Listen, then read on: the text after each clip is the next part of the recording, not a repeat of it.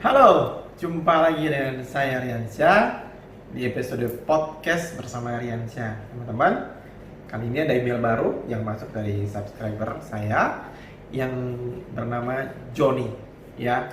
Tapi sebelum saya mulai, tetap saya ingin mengingatkan jangan lupa sering-sering cuci tangan selama 20 detik menggunakan sabun apa aja, yang penting sabun. Kemudian jangan lupa pakai masker kalau keluar rumah, dan jangan keluar rumah kalau tidak penting banget maksud saya. Tetap stay di rumah, stay safe, stay healthy. Oke? Kita mulai membaca emailnya.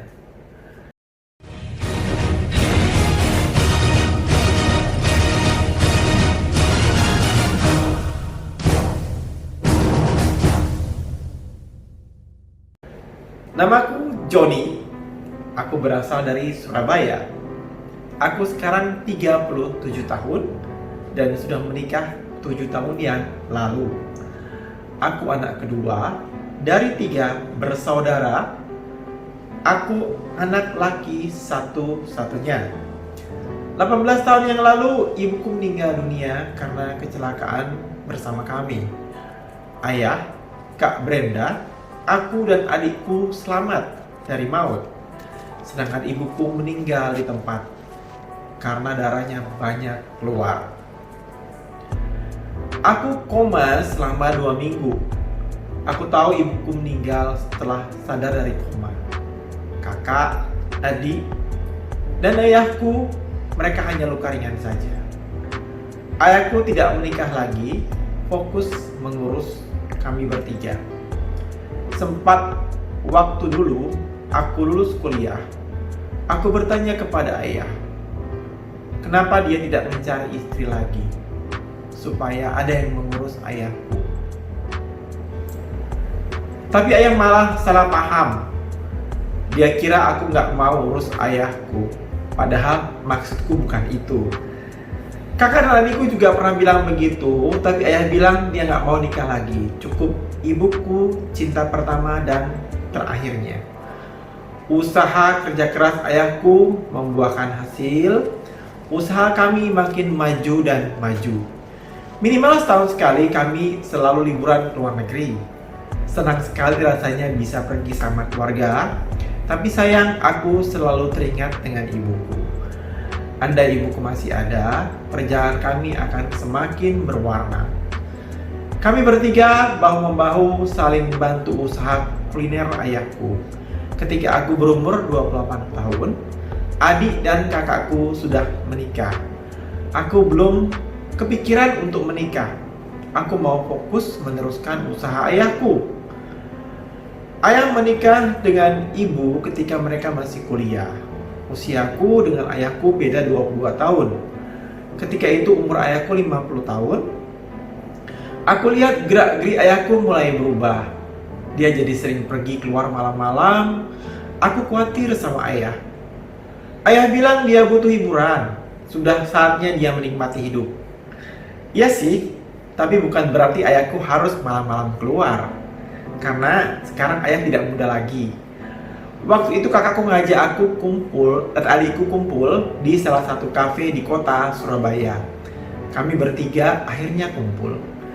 Kak Brenda, dia pernah lihat ayah pergi dengan seorang perempuan ke salah satu klub malam.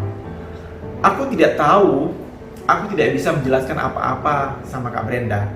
Karena walaupun hanya aku yang sekarang tinggal sama ayah, tapi aku tidak tahu, ayah selalu menolak kalau aku antar. Kami bertiga kompak untuk bertanya kepada ayah, apakah dia mau menikah lagi. Daripada ada hubungan yang gak jelas, lebih baik ayah menikah lagi. Dan kami tidak keberatan sedikit pun. Beberapa minggu kemudian kami ngobrol dengan ayah. Kami bicara perlahan sama ayah.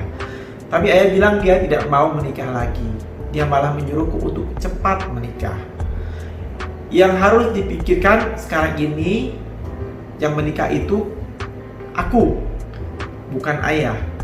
Setahun kemudian aku pacaran dengan salah satu pegawai di usahaku. Aku suka dengan dia karena dia itu rajin, pintar, baik dan sopan sekali. Dia itu berasal dari keluarga sederhana. lanjut ya. Pacarku namanya Tina. Kami pacaran selama 1 tahun dan akhirnya kami memutuskan menikah. Aku sangat bahagia sekali setelah menikah. Tina berhenti bekerja dan selalu pergi kemanapun aku pergi. Aku jadi senang sekali karena aku sekarang ada yang menemani. 5 bulan berlalu, akhirnya istriku hamil. Begitu bahagianya aku. Setelah istriku hamil, aku melarang istriku ikut pergi. Dia harus banyak istirahat di rumah. Setelah anakku lahir, aku semakin bahagia. Ayahku berubah.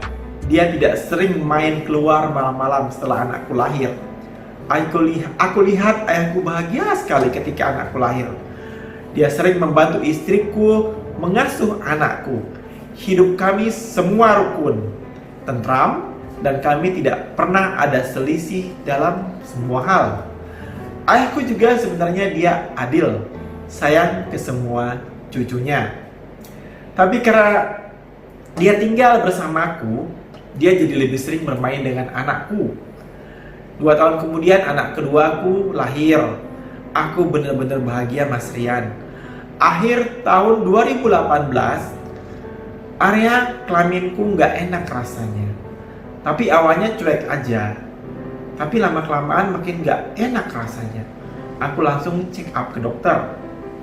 Tak lama kemudian hasilnya keluar, aku konsultasi ke para dokter. Dokter bertanya kepadaku apakah aku pernah mengalami kecelakaan. Aku mengalami kecelakaan yang sangat parah dan itu sudah lama terjadi.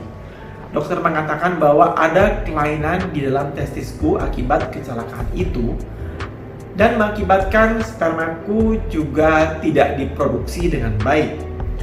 Penjelasan dokter itu sangat panjang lebar, intinya bisa dikatakan aku ini mustahil punya anak. Aku mencoba cek ke beberapa dokter dan hasilnya sama. Aku bilang sama semua dokter bahwa aku punya anak. Tapi mereka bilang kemungkinannya sangat kecil kalau aku punya anak. Aku mulai bingung dan gak ngerti. Aku selalu menganggap diagnosa semua dokter itu salah. Aku tidak mau diperiksa dokter lagi. Saking aku penasarannya, aku pergi ke Singapura dan diperiksa. Hasilnya juga sama. Aku tidak mengerti kalau aku mandul. Terus istriku hamilnya sama siapa? Semua keluargaku tidak ada yang tahu apa yang terjadi. Suatu hari istriku pergi ke rumah orang tuanya karena pamannya meninggal. Aku akan nyusul 2 hari kemudian. Tapi malam harinya aku berpikir untuk menyusul aja ke rumah mertua. Karena di rumah aku sendiri, ayahku pergi menginap di rumah adikku. Setelah aku sampai di rumah mertua, mereka bilang istriku belum datang. Anak-anakku malah datang duluan diantar supir. Aku kaget dong. Aku coba tanya istriku, dia bilang udah di rumah orang tuanya. Kok istriku berbohong? Esok paginya istriku belum datang juga. Aku putuskan pergi bersama anak-anakku dan keluarga lainnya main ke kebun binatang. Aku bertemu dengan adikku, dia bersama suami dan anaknya pergi ke kebun binatang. Aku heran, ternyata ayah tidak pergi ke rumah mereka. Lantas kemana ayah? Beberapa minggu kemudian aku bersikap seperti biasa. Aku belum pernah cek-cek HP istriku. Tapi saat itu aku penasaran buka HP istriku ketika dia sedang tidur. Aku buka HP-nya, ternyata banyak isi WhatsApp mesra dari seseorang.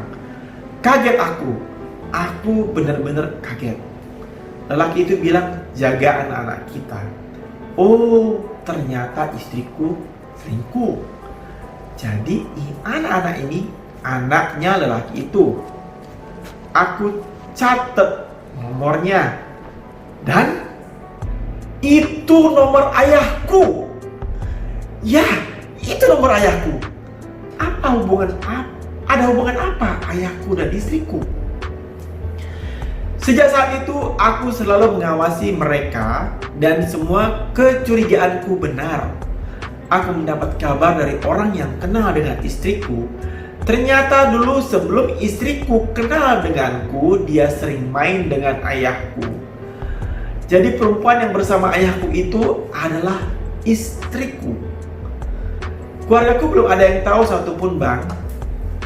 Bang Rian, aku tidak tahu harus bagaimana. Menurut Bang Rian, aku harus bagaimana? Aku bingung. Aku sakit hati, Bang Rian. Oke, selesai sudah ceritanya. Jadi sudah jelas bahwa istri Joni yang sebelumnya adalah perempuan yang pernah berhubungan dengan ayah Joni. Dan hasil dokter menjelaskan sangat-sangat jelas bahwa Joni kemungkinan untuk punya anak itu kecil sekali akibat kecelakaan yang pernah dialaminya. Nah, kalau saran saya sih tes DNA mungkin ya, itu lebih baik supaya semakin jelas dan Joni bisa memutuskan what the next yang harus Joni lakukan. Ya, kalau menurut saya Tuhan tidak suka dengan kata-kata perceraian di agama apapun. Tuhan tidak suka kata-kata perceraian. Tapi kalau diteruskan, apakah ini baik buat Joni untuk kesehatan rohani dan jasmani Joni? Menurut saya, jalan terakhir tes DNA untuk memastikan sekali lagi secara ilmu kedokteran bahwa kalau memang itu bukan anak Joni, ya saya tidak menyarankan untuk bercerai, tapi lebih memikirkan kepada kesehatan Joni secara jasmani dan rohani dan perjalanan Joni yang masih panjang ke depan, yang tentu Joni ingin hidup lebih sehat dan bahagia ke depannya, walaupun nanti kenyataannya bahwa Joni tidak bisa punya anak, tapi ini sudah keputusan Tuhan dan jalan dari Tuhan bahwa inilah hidup yang Joni harus jalani. Dan selanjutnya mungkin lebih baik juga ngomong dari hati ke hati dengan istrinya Joni, tanya dengan jelas ada hubungan apa istrinya Joni dengan ayah Joni. Kalau dia sudah jujur, ya sudah pasti bahwa harus diputuskan, ya harus diputuskan. Tapi tanya dia baik-baik dan tes DNA, itu saran saya buat Joni.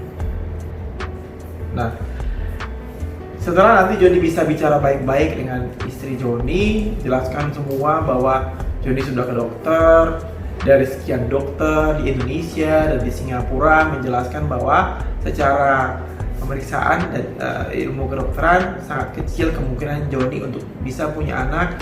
Nah, bagaimana reaksi istri Joni nanti? Nah, dari situ Joni bisa putuskan apa tindakan selanjutnya.